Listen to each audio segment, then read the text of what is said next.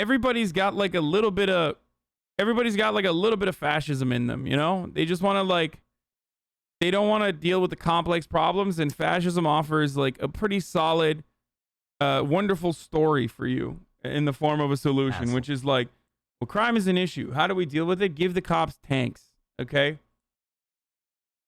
That's, you know, it'll be a war between the good guys and the bad guys. The good guys being the cops, who are supposed to be our protectors, and the bad guys being the criminals, who are bad because they're just bad. They're just bad people. They're not bad or engage in bad actions as a consequence of their socioeconomic conditions, their social or their material conditions. They're bad because they're just bad people. They're evildoers. But we need a good guy, like an Avengers force, to come in and just like wipe them out, beat their asses into submission. Well, that's how we got here. That's how we justify a horrific, dehumanizing criminal justice system that is responsible for a quarter of the world's incarcerated population here in America. Despite only being 4% of the world's entire population, we cage the world's, a quarter of the world's entire prisoner population.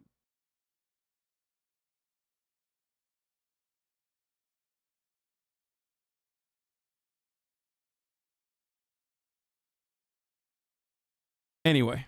G.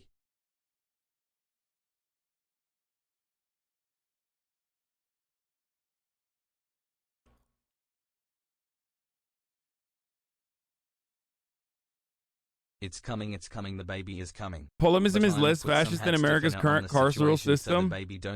Oh, pretty. Nah, that's worse. Polomism is the only theory or attitude I've ever seen that's like worse than the American carceral system.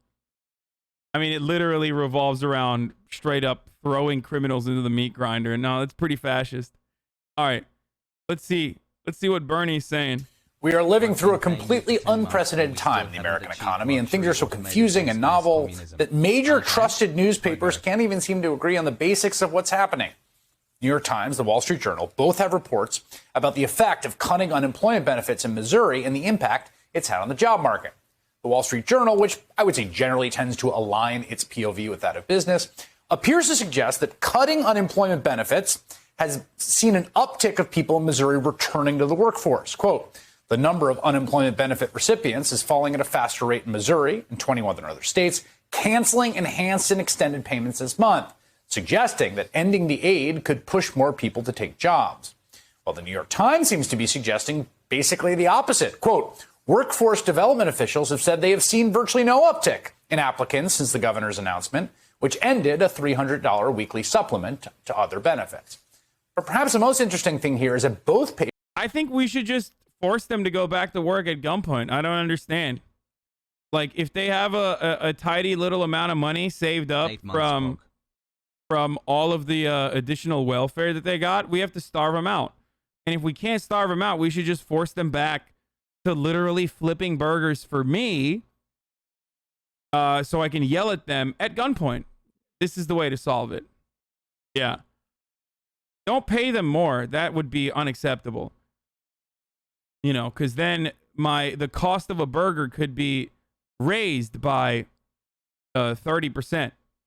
You know, corporations will never be able to figure out will never be able to readjust their pricing or other areas that they spend money on in an effort to improve wages. Like, they'll never eat into the profit margin. They'll raise the prices. Okay, they'll raise the prices by how much? 30 cents? Oh, no. Papers also cite the same St. Louis hotel's recent hiring spree to back up their report. While the Wall Street Journal seems to imply those jobs were filled because unemployment insurance was cut off, stating that no one showed up to their job fair until 2 weeks ago, when the Element St. Louis Midtown Hotel had a breakthrough with 40 job seekers. New York Times, however, includes what the Wall Street Journal leaves out: the hotel's increase in both wages and benefits. The hotel, which is on a major bus line, raised its starting wage to $13.50 an hour, the second increase in 2 months. It also offers benefits and a $50 a month transportation allowance. The number of applicants shot up to 40 from a handful the previous month, after the second wage increase. And even that's not enough. But hey, you know. Same state, same economic story, two very different conclusions. Senator Bernie Sanders, independent from Vermont, is the chairman of the powerful Senate Budget Committee. Last year, he fought to get Americans $600 extra of unemployment benefits in that COVID stimulus bill, which was then continued, and he joins me now. This is... You're the reason I can't get my burgers, brother. What the fuck? You're the reason my favorite burger joint no longer has the same amount of slaves, brother. What the fuck? I hate you, Bernardo. I don't even think this is as big as a problem. Maybe in like my neighborhood or the areas that I've been in Los Angeles, I don't see a lot of businesses. It is purely anecdotal. Hassle. I don't see a lot of businesses suffering from, a lack of enthusiastic people trying to get jobs. But then again, it is purely I work for my state's sampling bias. It's purely anecdotal. I'm sure it could be happening in other places. But regardless, this is plagiarism. What? Why is that? Okay, whatever. But regardless, the solution is, the solution is probably higher wages. This has become an ongoing question among economists, and I want to take a sort of open mind to it because it does seem to me like it's not an insane idea to think at the margins it might be having some effects of people's behavior. What is your sense when you look out and see that all these Republican governors have unilaterally taken the step to cut their folks off this extra supplement, and what it means for people and what it means for job markets? Well, from day one, Republicans opposed adding a supplement to normal unemployment. If you go more into depth into if you raise wages, the cost of everything goes up argument, it's bullshit. First and foremost, a lot of these corporations, a lot of these businesses have a profit margin that they can tap into and lower the profit margin for owners and those who have an ownership stake in the business in an effort to improve the wages, in an effort to increase the wages. Another thing that they can do is, yes, increase the cost, right, to the consumer. Same with small businesses. I don't know why people say, what about small businesses? Same with small businesses. Now, it is the same with small businesses. You're like looking at edge cases no matter what, which the government could help and eliminate that burden. So ultimately, no matter which way you cut it, like prices and cost is increased steadily, whereas wages have remained stagnant. So clearly, it's not just about the cost of labor. So what's up with that? Why don't we ever fucking question it in that regard? Like, it literally still, like, cost of a burger goes up regardless. Cost of many things have gone up regardless of how much you pay the labor. And the answer should always be, so what? It's not going to go up by $10. People falsely assume that if wages increase by $10, then so does the burger. That's not how that works. I don't know why people literally think like, we're going to pay $20 for a taco. Like, that's not how that works, you fucking idiot. It's not like a 1-to-1. Okay? That's not how it works. Just look at any other country where the minimum wage is significantly higher and how much they pay for burgers, and you will understand.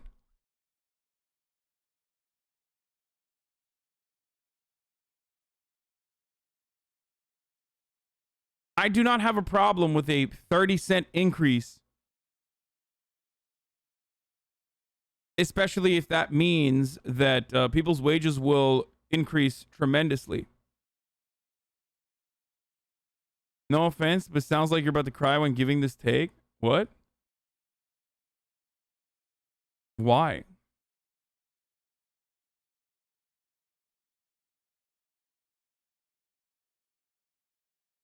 What? No, I'm not about to cry, but regardless, as I was saying, it's a very silly notion that it is going to be completely unmanageable and that people are not going to be able to pay. If you can't afford to pay your workers, your business model has failed. Why are these small business tyrants allowed to act like they own slaves? Yeah, that's the other counter to it, which is like, what is the point in which it's acceptable to subjugate your servants to wage slavery? Like, okay, well, my business will fail if I have to pay my workers more. Oh, damn, dude, that's crazy. I can't believe your business is going to fail because you priced in like near slave labor to your business model. Yes, I turned off the TTS. Okay. I mean, I guess that we should justify slavery too then. You know? There's room and board that comes along with slavery. You could be a serf.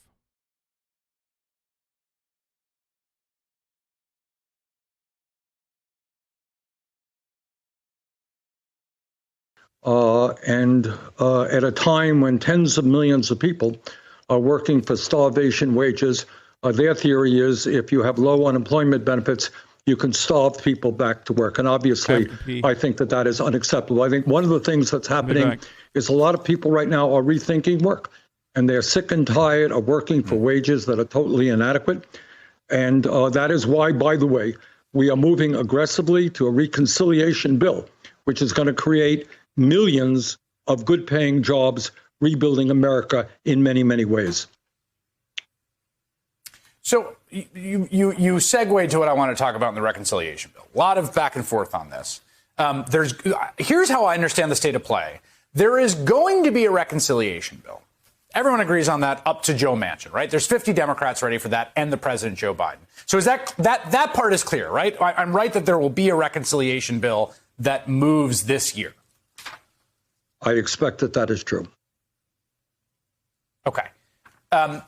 What is in that bill, the size of it, and whether whatever infrastructure compromise is ultimately signed only contingent on his passage are the things being fought over right now? Is that also right? Chris, one of the things that has bothered me in the last month or so is there's a lot of talk about numbers, 6 trillion, big number. A lot of talk about process. You know what there is not a lot of talk about?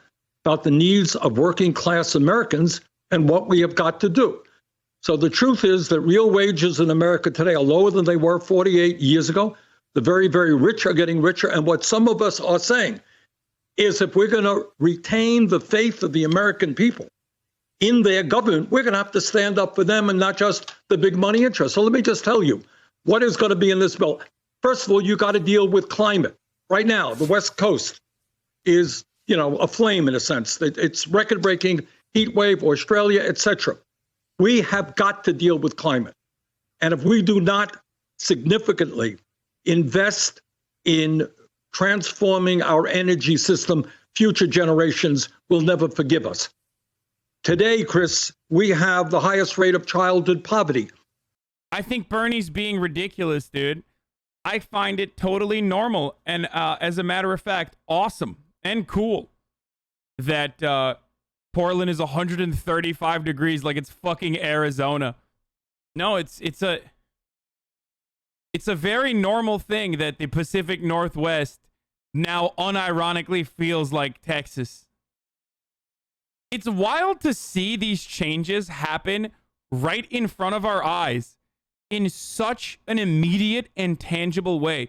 Because one of the big problems with climate change is that it's not tangible. Like the impact, the most devastating impacts of climate change, we're not supposed to see right now. So you always offset. You always can just kick the can down the road because you're like, well, it's not going to happen to me. It doesn't really matter. Or it's climate, it's just like uncontrollable. So it's kind of wild to actually see it with these irregular, extreme weather conditions and cataclysmic events occurring with such high frequency in comparison to previous years, with the weather changing so dramatically. and so rapidly right in front of our fucking eyes. And everyone's like, yeah, whatever. Who cares?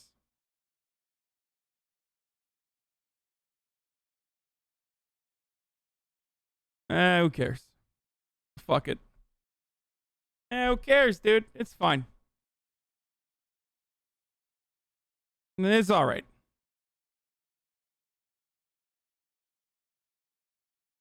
I ordered some more stuff. Yeah, I ordered Bang energy drink, actually.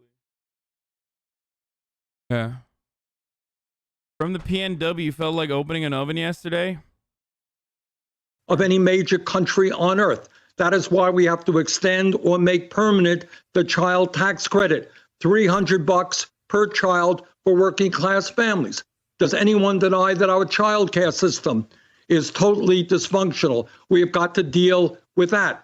In the richest country on earth, you got elderly people who have no teeth in their mouth because Medicare does not cover dental. We don't cover hearing aids. We don't cover eyeglasses. We have got to do that. We won't even do healthcare in this country. I've given up on America almost completely at this point. Like, we won't even do healthcare coverage for our. We won't even do healthcare coverage for our citizens. So I don't know why we would even give a shit about climate change.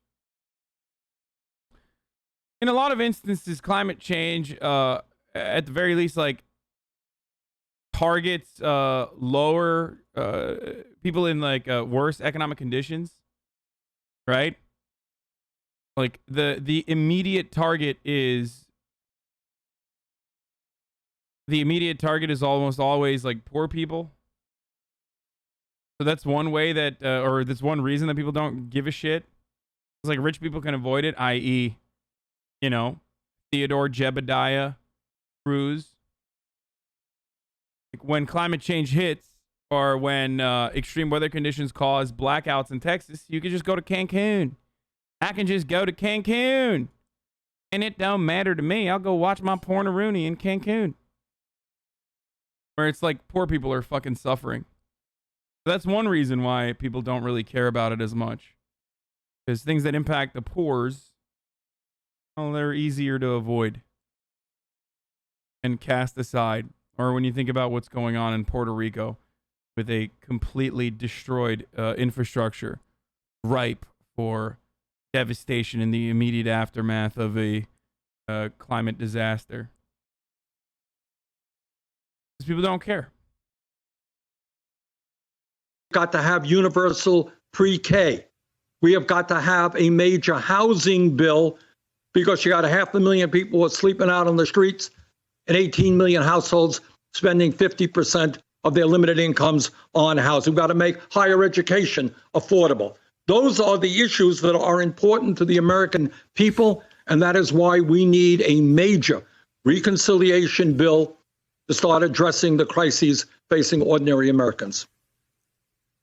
So I know you don't want to talk process, and I understand that. I don't really love to anyway, but I just want to be clear on this. Like, those things are... Please, can you explain theocratic distributism? No, I don't know what the fuck theocratic distributism is, dude. What the fuck? What is that? Like some sort of fucking...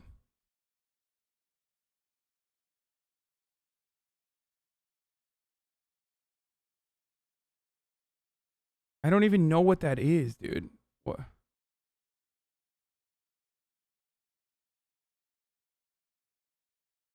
What is it? It's like Catholic socialism? Dude, people take, like, people literally just turn around and go, like, they take a 8 values test and they're like, oh, well, I found this thing in here, so in my 8 values test, so let's just talk about this. I don't know. I guess it's like ecumenical Marxism, kind of, I would assume. Is that what it is? Like Islamic communism or Catholic communism? You don't need to know all this stuff. Okay?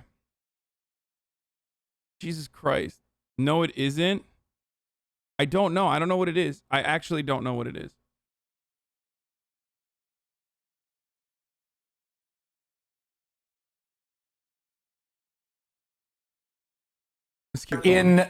you view as part of the reconciliation packages, you would like that you want to see moved. That is the reconciliation package. What do you think it is? Right. It is that, and it is lowering the cost of prescription drugs.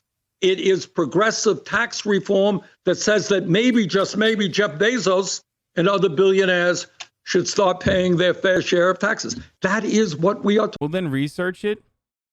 No, you fucking idiot. I'm not going to research a theocratic distributism. What the fuck? Shut up.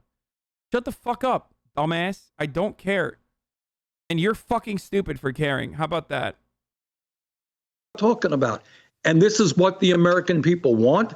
This is what we've got to do. Are you at all? I mean, I think between what's happened in the wake of the great financial crisis, I think with interest rates, like I am the number one person who says deficits are not to be worried about. I know that this would be paid for largely with tax increases. I guess, is there some part of you that worries about a level of spending that is too much for the economy to basically deal with in one fell swoop? Well, this is what I think. And I got to be honest with you and tell you, we're still working on this. But as of now, we are assuming that we're going to pay for all of the new programs, paid family and medical leave, childcare, housing, all of the ongoing programs by demanding that the wealthiest people and largest corporations start paying their fair share of taxes. But let me tell you, Chris, what I think most economists would agree with.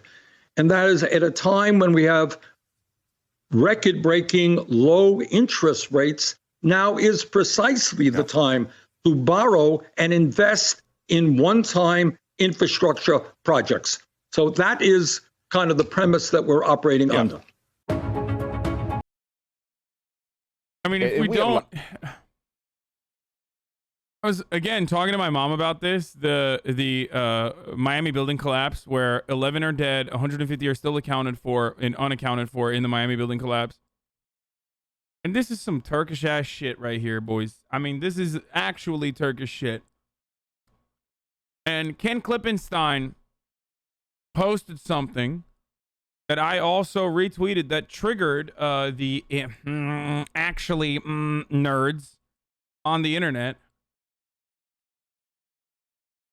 about how Ron DeSantis was running a deregula mania or whatever the fuck around a similar time when this collapse happened, right? And people were saying, well, actually, that's about like deregulating licensing for nail salons. It has nothing to do with, that has nothing to do with housing regulation. And it's such a cowardly way. It's such a fucking cowardly way to get out of defending your positions. I'm pleased to announce our upcoming Florida Deregathon. The Deregathon will take place on Thursday, January 31st in Valencia College to identify and eliminate burdensome government regulations that are hurting our businesses and stifling private sector competition. So, here's the problem. So is strawmanning and making fun of people with opposing views, KEGW. Here's the issue. While Deregathon specifically might not have anything to do with like building code, deregulation in the Republican Party and the second part of like what he's talking about, identifying and eliminating burdensome government regulations that are hurting our businesses and stifling private sector competition, is precisely at the heart of why the homeowners association didn't act quick enough, or whoever like manages the condominium didn't act quick enough in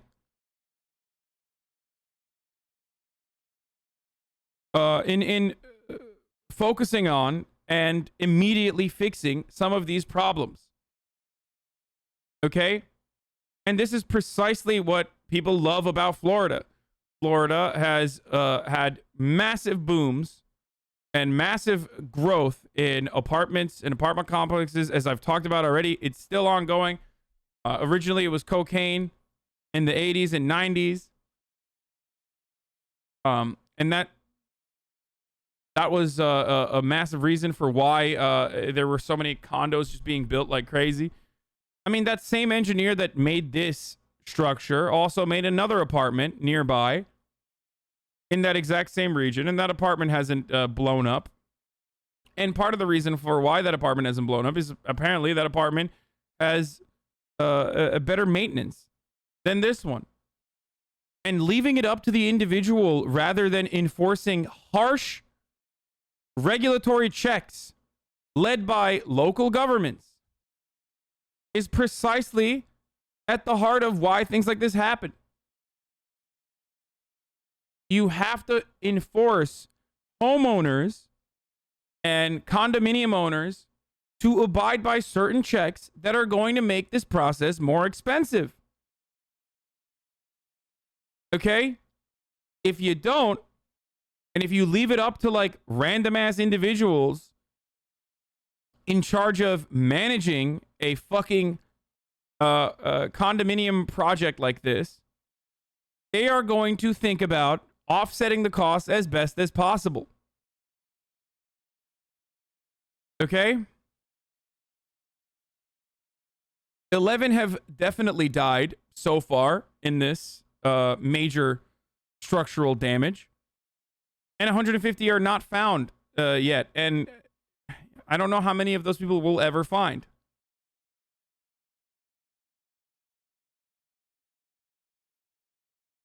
Problems get ignored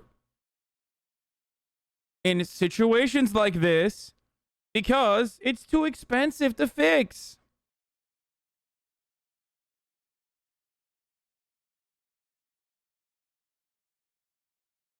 And guess what?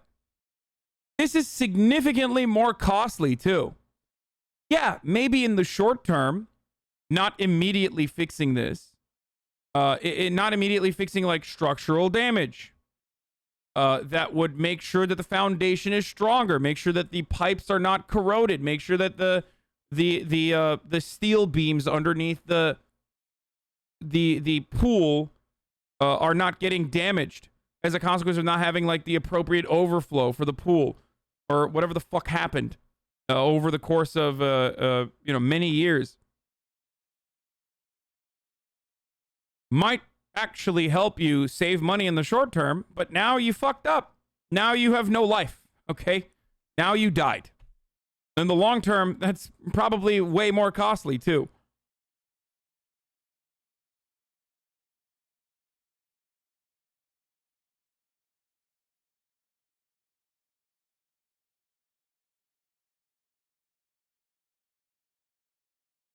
And it's horrible.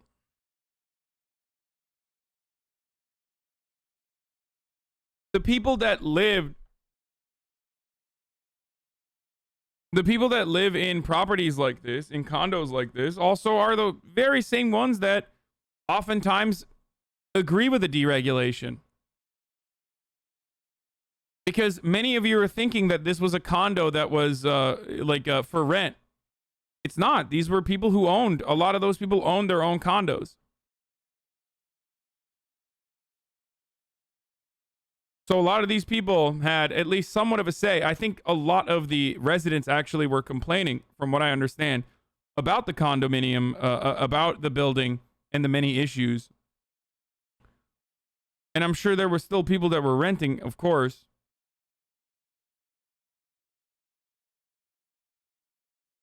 But ultimately, these decisions should not be left to random people who want to put short-term profit or push back costs. So homeowners deserve it? No, absolutely not. My point is, there should be more government involvement in these sorts of things, but places like Florida, and in most places actually, as a matter of fact, realtors, real estate developers, and homeowners run the fucking country or run their local governments. They run everything. What they want goes. That's the reason why we still have a massive homelessness problem in many parts of the country. That makes homeownership more and more expensive, and it prices out so many people that creates more homelessness. And the solution to that is public housing, but public housing would greatly lower prices. for the homes that currently exist. So that's, if you're looking at home ownership not from the point of view of like personal property, but rather as a investment, and many people do, you're always going to be against social housing. You're always going to be against public housing because you don't want your investment to depreciate.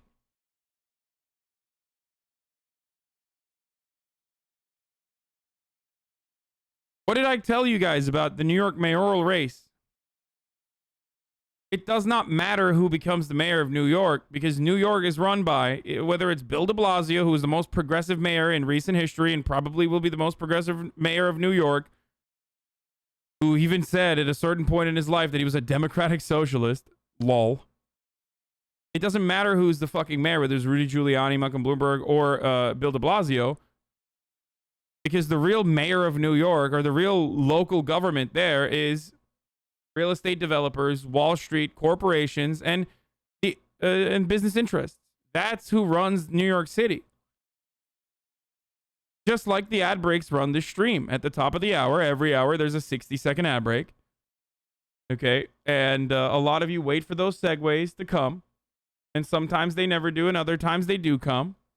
But they come regardless. And if you no longer want to see said ads, well, you can do a thing. You can do a couple things. You can subscribe, whether it's for $5 or for free. With the Twitch Prime, you can subscribe for free. You use it here. You'll no longer see the ads. Or you can use an ad block or a VPN. Here's the ad break now.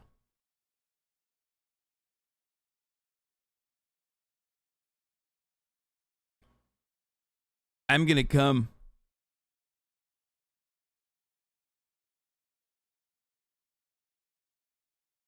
Homeowners in a condo only own the space between the main walls and the structure of the building, so ultimately the responsibility of checking the structural integrity falls 100% on the building owner, not the residents. Though the residents can certainly put pressure on the owners to take necessary steps to have third parties check for issues. They did do that.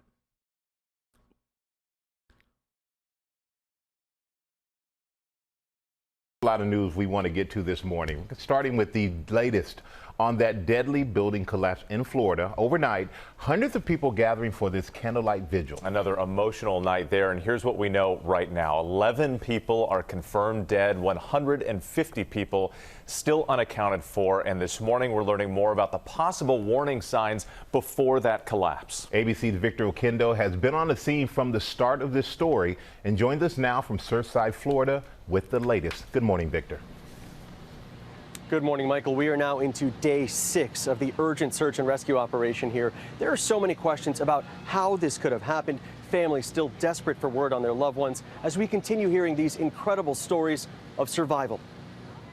This morning, officials holding on to hope, insisting that the search for the 150 people missing in the Surfside condo collapse is still a rescue mission, not a... At least this will maybe get, in a very weird and dark way, maybe this will kick some people's asses that own condos into like actually taking the necessary precautions. You know what I mean? Like the reasonable fear that they now have could potentially lead them to force their management companies to take action. Because I know that there were residents that brought issues up. I know that there were residents there that said that the building is in a state of disarray and there needs to be improvements done. And those fell on deaf ears, unfortunately. Terrifying. Recovery. Our top priority continues to be search and rescue and saving any lives that we can. This as the death toll climbed to 11, 3 more victims identified. Overnight, hundreds attending a vigil for the dead and missing on a nearby beach.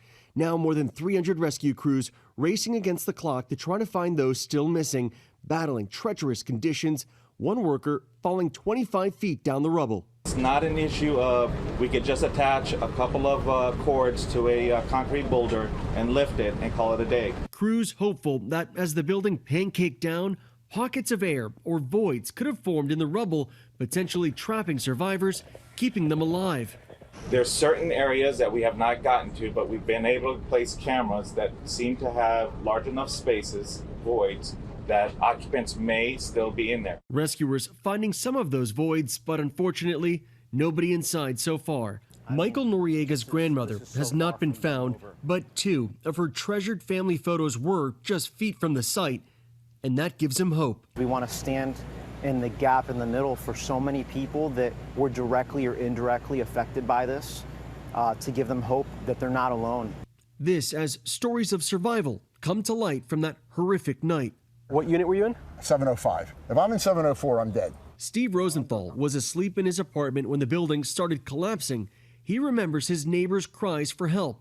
People were yelling, help me, get me out. He's filed a... I feel like they're taking too long to find survivors. Dude, that's an insane take, okay? Do you know how difficult this is when a building like this collapses, when a building pancakes? Or maybe you don't know, so I'll explain it to you. When a building like this collapses, it's not as simple as like, oh yeah, let's drill in and like find people. You can't do that because the only thing keeping people, 150 people alive, theoretically, is potential pockets where like a steel beam helped, a steel beam like created an area where they could have technically survived. Okay? There's a little air pocket. It basically, the roof caved in, but a steel beam is like holding it up. Like a little baby area. If someone got very, very lucky, okay? It's basically like deadly Jenga. If you were to immediately drill in, you could be drilling into a person. If you were to slowly but surely remove certain parts of the debris, then you could be reshifting the weight so that those tiny pockets can no longer hold or withstand the actual, the actual pressure and cave in on top of someone who might be alive down there still.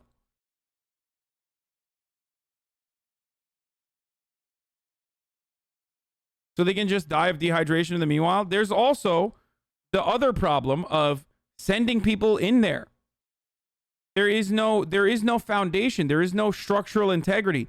So when you send workers in there, when you send firefighters in there, they're already inhaling a fuckload of debris, which will cause a tremendous amount of long-term complications like cancer, things like that. But even before that, you're sending them into an area where there's no structural integrity and it could potentially fall on top of them and kill them. Lawsuit against the condo association.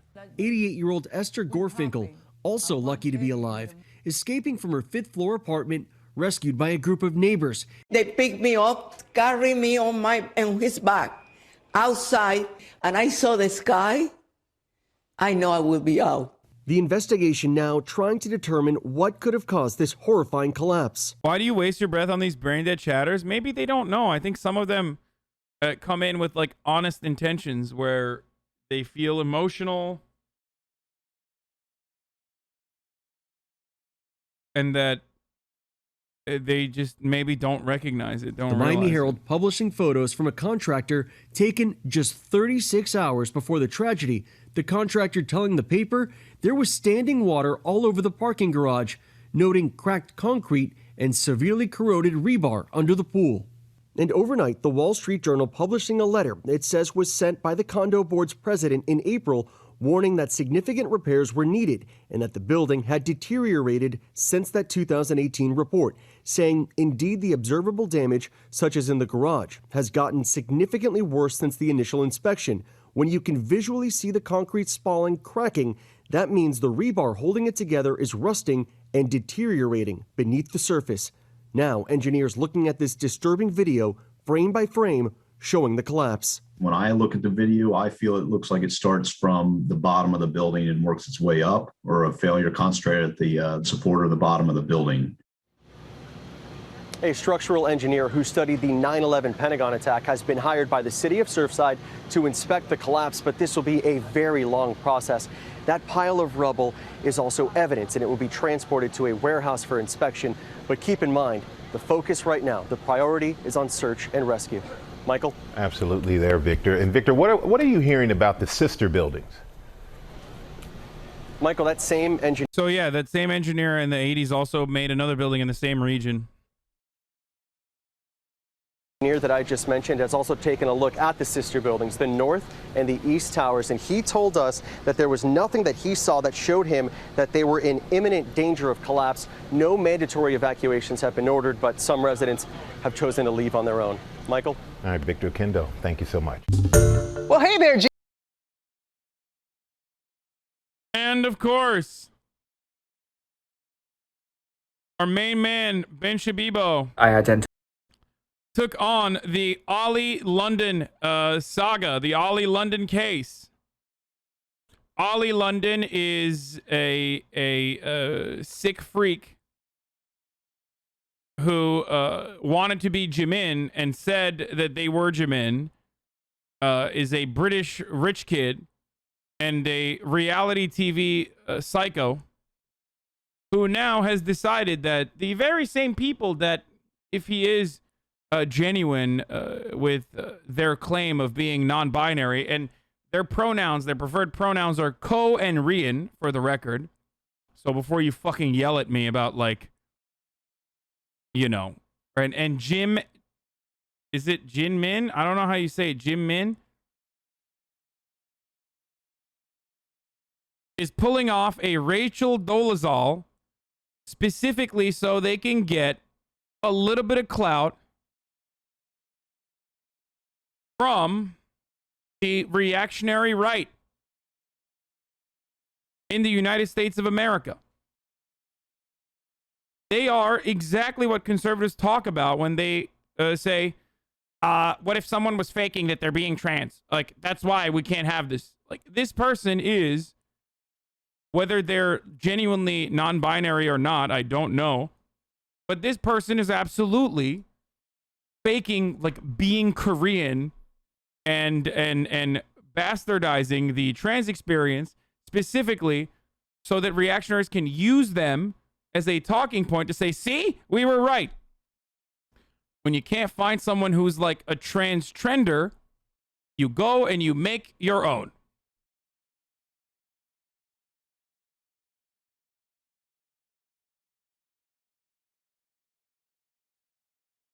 It's like Rachel Dolezal, except Rachel Dolezal at least like worked with the NAACP. You know what I'm saying?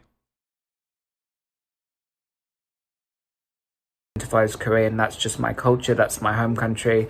That's exactly how I look now. But people are very angry at Ollie London. What's making you so mad, bro?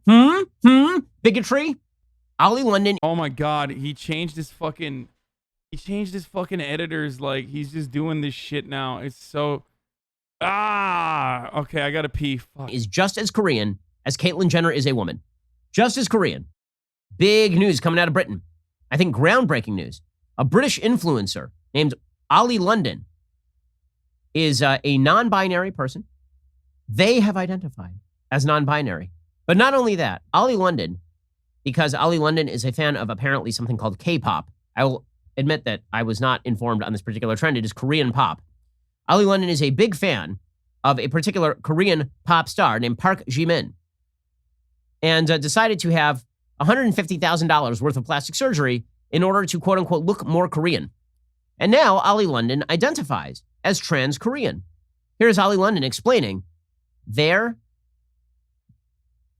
his new identity. Or anyone online as British, because I identify as Korean. That's just my culture. That's my home country. That's exactly how I look now. And I also identify as Jimin. That's my Korean name. But not only that, I know it's a little bit confusing for some people. Nobody's ever come out as Jimin or Korean, but this is something that you guys know if you've followed my journey for the last 8 years. I've really struggled with identity issues, with who I am. Trans Koreans are Koreans. So basically, I covered this last week where I talked about how this person was absolutely just using this as an opportunity to get like a little bit of clout, okay? And it's clear that that's what's going on, so that right-wing reactionaries could hop onto this and be like, trans people are silly, trans people are ridiculous. Look, this person is like obviously not Korean, but they're claiming that they're Korean. Look at how crazy this person is. Look at how much of a freak this person is. To then turn around and literally say, like, this represents all trans people. Okay? And they don't care about giving this person clout. I don't understand how you can turn around and, I don't know, seek shelter, I guess, or seek clout from an audience of people who literally want you to be euthanized. I don't get it. Because the reality is, like, this person and his followers think you are a freak. Okay? They want you to be murdered. They want you to be euthanized. So it's wild that you would turn around and seek refuge with them for a crumb of clout. You missed it, but Shabiba already said Ollie is as Korean as Caitlyn Jenner is a woman, hella transphobic out the gate. Yeah, oh, for sure. I already know. Here's one thing Ollie London could have done if they genuinely wanted to be Korean. Learn the language. Live there for a couple years, and then apply for citizenship. But Ollie London didn't do any of that. Okay? You call them a freak too? Yeah, he is they are a freak. Okay? They are a freak. They are a freak because anyone who seeks shelter with the Republican Party, if they are legitimately non-binary, whether they're legitimately non-binary or not, it doesn't even matter. They're a freak regardless because they think that they're fucking Jimin. Okay? Like, that's why they're freaks. If you think you are a BTS fan to the degree where you're like literally like, I am this person, I identify as this person, you're a freak. It's not about being non-binary. It's about being a different person and literally trying to wear their face. Okay?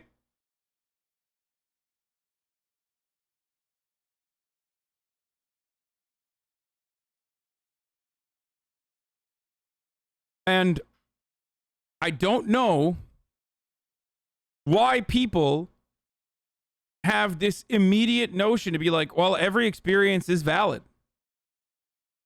That will be used against you to actually shit on well-documented and legitimate valid experiences by the likes of people like Ollie London and the conservatives who will use that. Calling them a freak is a bit odd, sorry. No, the fuck it's not, dude. If you're literally getting plastic surgery to be Jimin, you're a fucking freak. It has nothing to do with being non-binary. It is a completely separate concept. If you can't fit that in your fucking brain, I don't know what to tell you. Okay? And by the way, there are a billion fucking cis people that are freaks too. And there are trans people who are freaks as well. Not because they're trans, but because they have freak-like fucking points of view on the planet. Okay? It has nothing to do with being trans. It has nothing to do with being non-binary and everything to do with literally getting plastic surgery to the tune of hundreds of thousands of fucking dollars to look like Jimin and claim you are a human being that exists on this planet.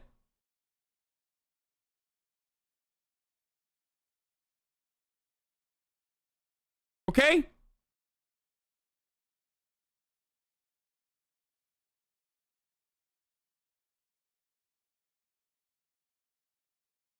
Sorry.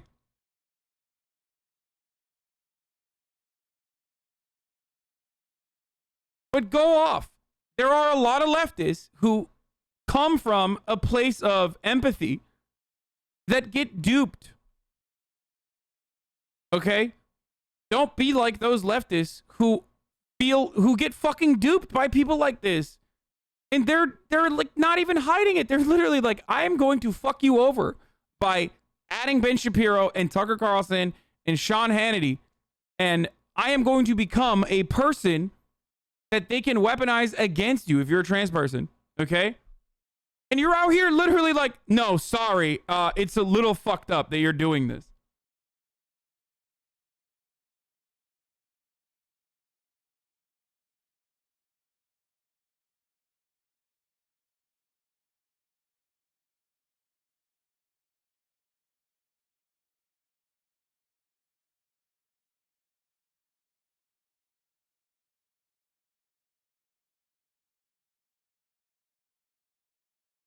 Jesus Christ.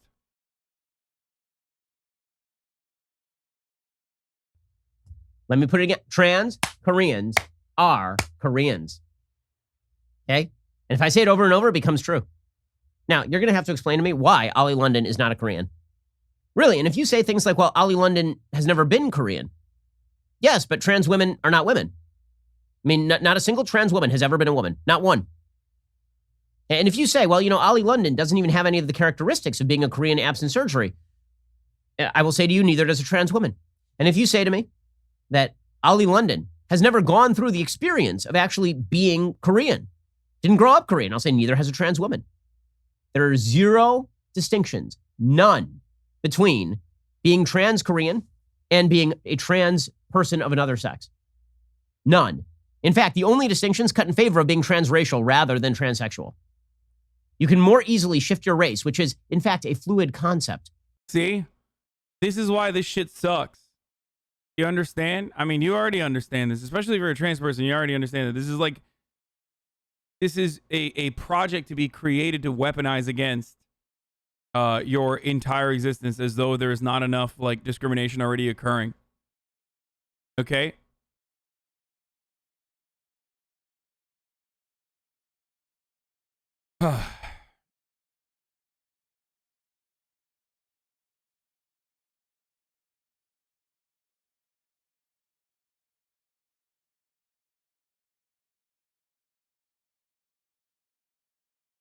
There's a difference between your race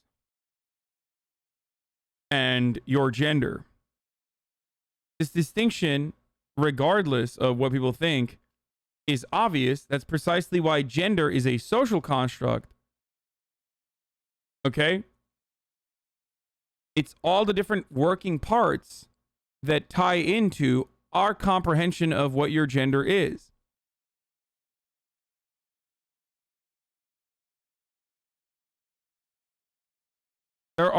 There's a social construct that surrounds race as well. For sure. I get it.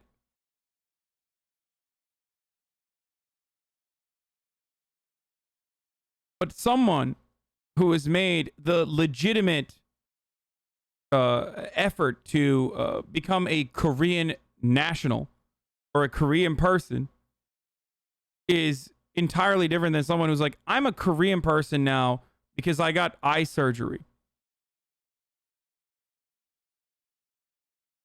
Like there is no dysphoria for race.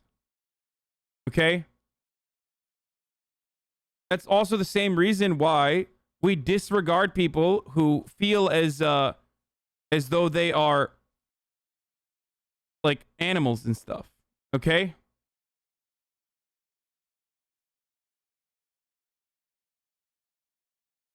Now I know that there is dysphoria is not a requirement as a trans medicalist opinion. I know it's not a requirement, but there is no way you can make this fucking argument, dude. Would you like to make this argument? Then go ahead. I want to have like, this destroys, here, you want to know what it is? You want to know why this is like really fucking annoying to me? Because this literally, unfortunately, if you're looking for me to like absolutely obliterate this point of view, I can't. Because people like this literally destroy this argument. And people like you in the chat who fucking turn around and advocate for certain things literally also help this argument craft. You get that, right?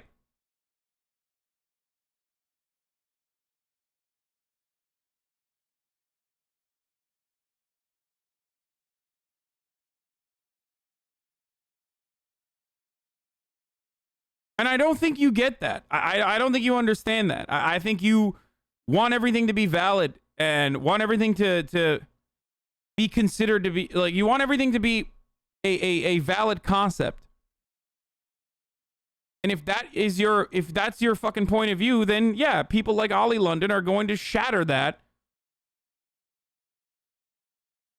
And just because dysphoria is not a requirement to be trans does not mean that like it is a legitimate thing that has been well documented throughout time.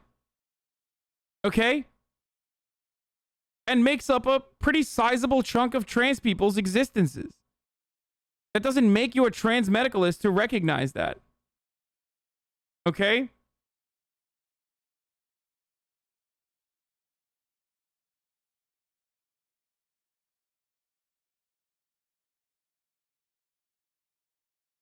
Aren't you making a bad argument, Ben, if it can be destroyed by this?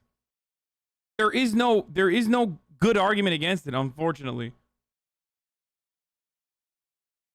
If you believe that like every experience and everything is fucking valid, if you believe that every experience is fucking valid unconditionally, then you have to acknowledge that Ollie London has neo pronouns Ko and Rian, and they're actually a Korean person, and maybe even Jimin.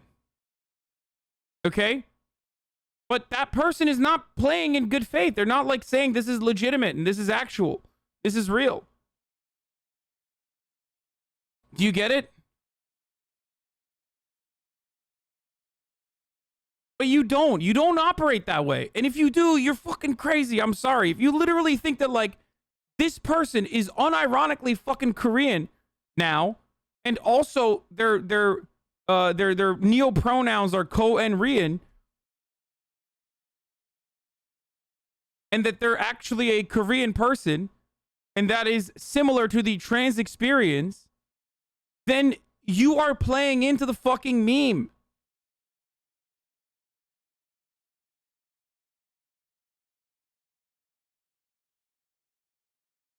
They are not actually Korean, but still deserve to be respected in their identity as a non-binary person. Yeah, which is why I'm using they, them pronouns. Like, I'm not going to be like reactionary and be like, oh, it doesn't fucking matter. It doesn't matter. Like, I think that they're just looking for attention. I mean, they've shown that they're looking for attention. And I know that a lot of people get triggered by this because they're like, a lot of people claim non-binary people are looking for attention and that's why they're doing it. Well, this person is literally looking for attention.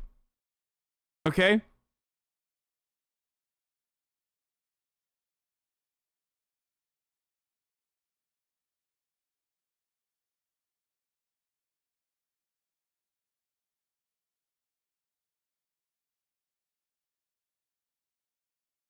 Wait, are people taking this seriously or is it just bait? I don't know. I feel like there's fucking weirdo like leftists in my audience that do get hypersensitive because I said that this is kind of similar to thinking that you're an animal or something. And unfortunately, things like that, I think, otherwise dilute. And gender is already complicated as it is, but this like otherwise dilutes a clear and coherent argument that you could launch towards gender and the trans existence.